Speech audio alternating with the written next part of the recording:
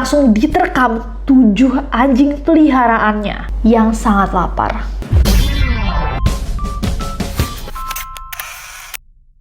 Hey guys, it's Nessie. How are you guys? Apa kabar kalian? Coba komen di bawah. Kalau kalian belum subscribe ke channel ini, jangan lupa klik tombol subscribe-nya karena ada 4 video per minggunya. Oke? Ada hewan-hewan yang bisa kita pelihara, domesticated animals, dan ada hewan-hewan yang jangan dipaksa tinggal di rumah. Ada hewan-hewan yang rumahnya itu memang alam. Maksudnya rumah yang alam gimana? Dia tetap biasa setiap harinya lari puluhan, ratusan kilometer, berburu, bukan disuapin. Bahkan ada yang tidurnya itu di pohon yang tingginya puluhan meter, bukan di kandang. Dengan hewan-hewan yang memang bisa dijadikan humans companion aja, karena ada yang namanya insting binatang yang terkadang kita tidak bisa baca. Dan jangan pernah meremehkan insting itu. Hari ini kita akan melihat kasus-kasus di mana hewan peliharaan tersayang merenggut nyawa pemiliknya. So without any further ado, let's get to it. Kita akan mulai dengan kasusnya Michael Prasek. Di tahun 2016 ada seorang pria asal Ceko, Michael Prasek, yang memelihara seekor singa di halaman belakang rumahnya.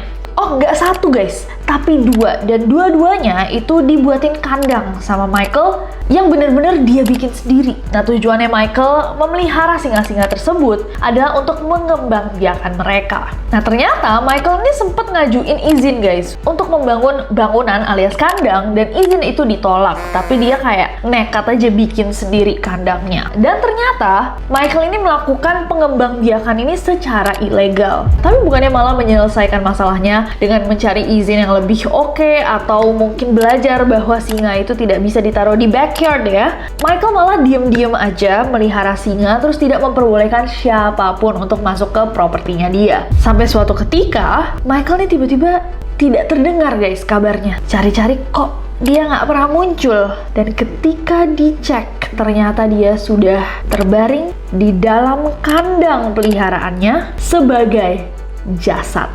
Nah, menurut sang ayah, mereka semua yang ngelihat hal itu kan langsung shock ya guys. Kayak, oh my god, dia ada di dalam kandang itu. Tapi mereka juga bingung. Jadi keluarga Michael ketika menemukan dia sudah terkapar di kandang singa-singanya itu, mereka mau bantu Michael juga nggak bisa. Karena pintu kandangnya itu dikunci dari dalam. Karena semua orang shock, semua orang lagi panik menyelamatkan atau mengeluarkan tubuhnya Michael yang dipikir mungkin masih bisa diselamatkan, kedua singa tersebut ditembak. Walaupun singa yang betina itu sedang hamil.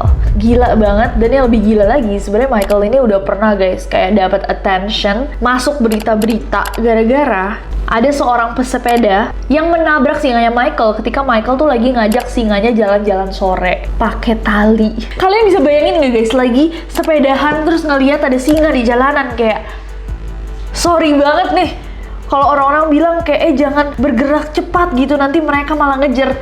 Maaf banget, aku kalau ngelihat singa di jalanan BSD, belum lari aku udah terkapar dulu.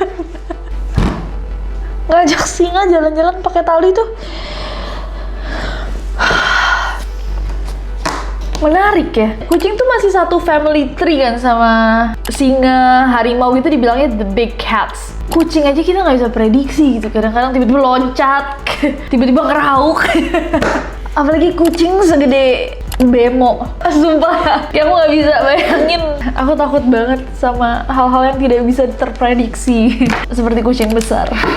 Mereka tuh cantik banget, like I love watching things kayak with lions, tigers, film-film dokumenter.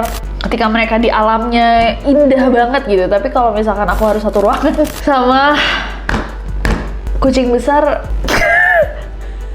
aku bahkan gak bisa bayangin, kayak aku udah deg-degan sendiri. Udah, next ada kasusnya Terry Vance Ghana. Kalau sebelumnya kita pernah membahas guys, kalian ingat nggak kita pernah bahas tentang babi bernama Lulu yang menyelamatkan pemiliknya, Lulu tuh datang dan ngeliat kondisinya nenek Joanne di dapur. Saat itu juga Lulu langsung pergi keluar rumah lewat pintu kecil, dan Lulu berbaring di jalanan berharap ada orang yang berhenti dan dapat membantu dia mengecek kondisinya nenek Joanne. Kali ini kita akan membahas seekor babi yang diduga menghabisi nyawa pemiliknya. Jadi ada seorang petani bernama Terry Vance Garner yang tinggal di pantai Oregon, Amerika Serikat. Nah, sebelum menjadi petani, dia tuh sempat jadi seorang veteran perang, tentara perang yang ikut di perang Vietnam. Nah, kalau misalkan kalian pernah denger yang namanya PTSD, Post Traumatic Stress Disorder, itu sering banget terjadi sama tentara-tentara yang pulang dari perang. Stres akibat trauma akan hal-hal yang mereka lihat ketika perang. Sedih banget. Dan untuk mengobati nih PTSD-nya dia, akhirnya dia memutuskan untuk jadi petani. Dan dia mulai berternak nih guys, hewan-hewan ternak. Kayak babi, burung, dan lain-lain. Emang burung hewan ternak ya? Bentar. Hewan ternak tuh sapi, ayam, kambing. Ini kenapa burung dan babi? Tapi nggak apa-apa. Kita kan nggak tahu ya kenapa dia memilih burung dan babi. Tapi that's not the point of the story. Ini bukan poin dari kisah ini guys. Suatu hari, Terry ini pergi ke kandang babi-babinya untuk memberi makan. Tapi setelah beberapa jam, dia tuh nggak kunjung balik ke rumahnya. Karena curiga, akhirnya salah satu anggota keluarganya Terry itu pergi ke peternakan untuk ngeliat kayak, mana ya kok Terry belum pulang-pulang. Pas dia sampai di sana, dia nggak bisa menemukan Terry. Sampai akhirnya, dia nemuin gigi palsunya Terry di kandang babi. Cuman gigi palsunya, tapi Terry-nya nggak bisa ditemuin. Akhirnya dia nelpon polisi pun datang untuk menginvestigasi. Dan setelah diinvestigasi, diketahui bahwa bagian tubuh Terry itu udah tersebar di kandang babi. Dan para babi peliharaannya Terry itu udah mulai memakan potongan tubuh Terry. Dan yang lebih mengerikan adalah sampai hari ini nggak diketahui bagaimana Terry bisa kehilangan nyawanya. Entah apakah dia pingsan ketika dia di kandang babi karena dia emang udah mulai tua ya, udah sekitar 69 tahun, atau emang babi-babi itu sengaja menyerang Terry. Dan yang lebih kayak lagi adalah setahun sebelumnya Terry itu sempat digigit sama salah satu babi betina yang dia punya karena dia nggak sengaja nginjek anaknya. Nah, karena dia digigit itu, dia tuh udah berniat untuk memotong babi yang menggigit dia. Tapi dia mikir kayak, udahlah, biar dia hidup dulu aja. Dan ada kemungkinan bahwa babi itulah yang menyerang dan memakan Terry. Aku tim Lulu sih. Lulu love. Serem gak guys? Coba komen di bawah. Next ada kasusnya Sandra L. Peverson.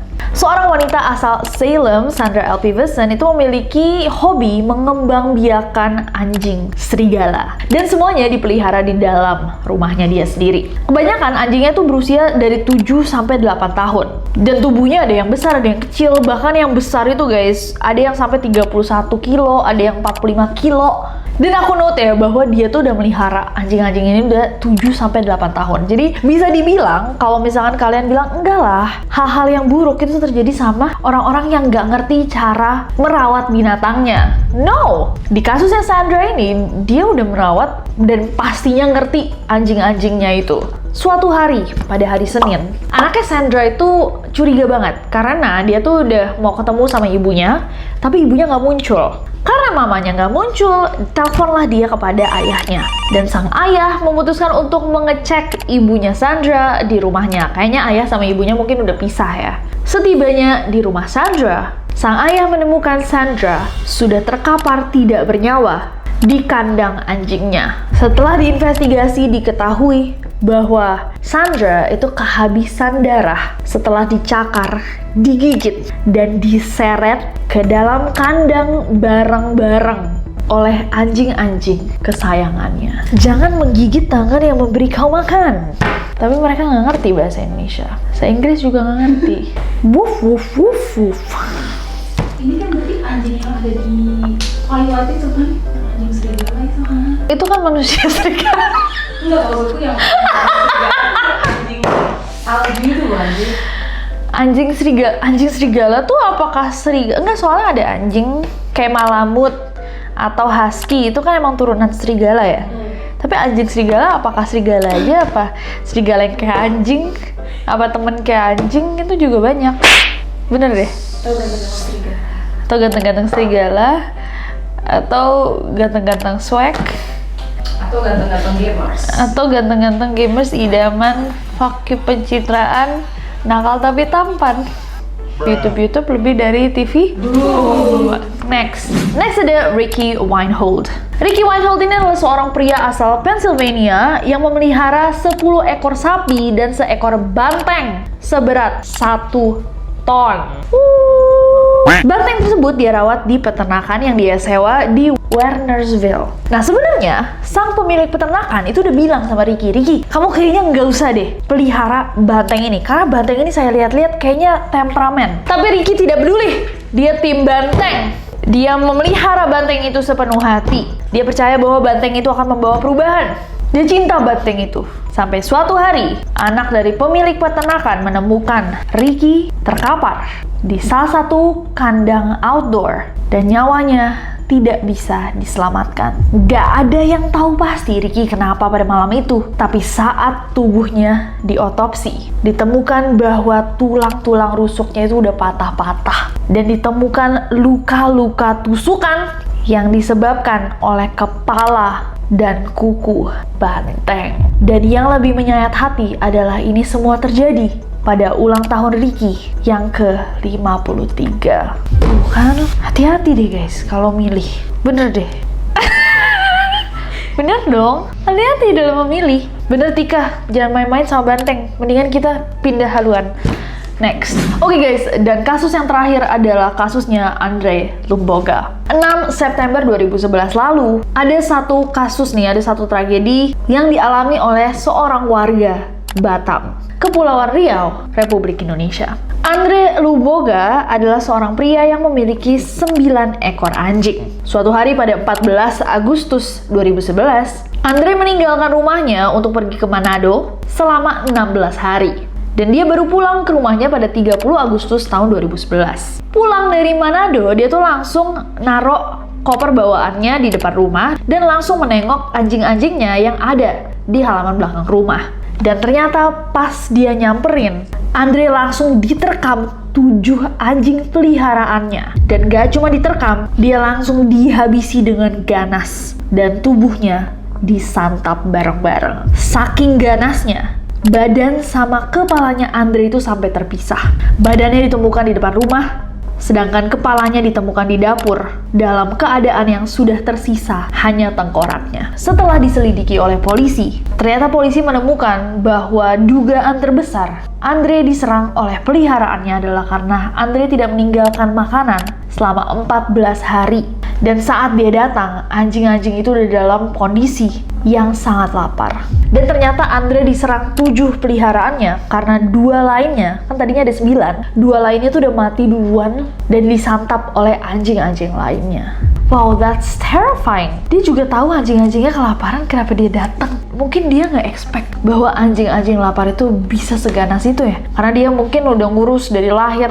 Dia berharap anjing-anjingnya lemas atau udah nungguin dia untuk pulang. Serem banget. Oh my god, may he rest in peace. Itulah tadi kasus-kasus hewan peliharaan yang mengakhiri hidup pemiliknya sendiri. I guess this is a really good opportunity untuk berdiskusi juga di seksi komen di bawah.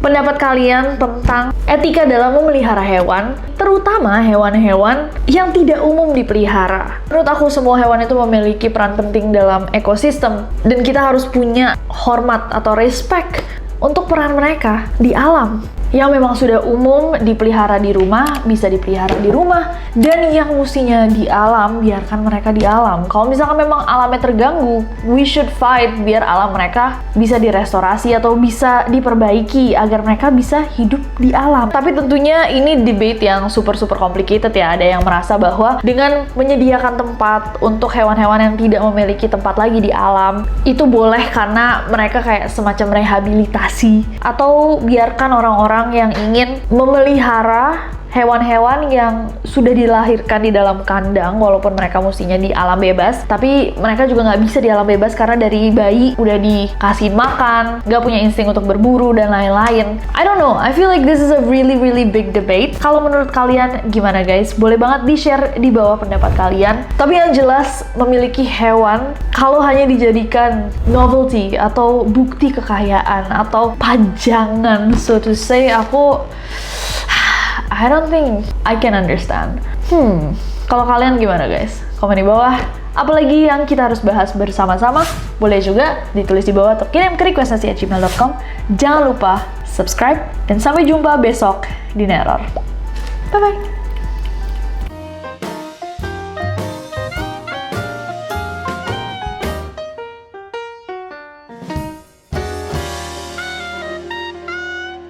Ding ding ding ding ding ding ding ding ding ding ding ding.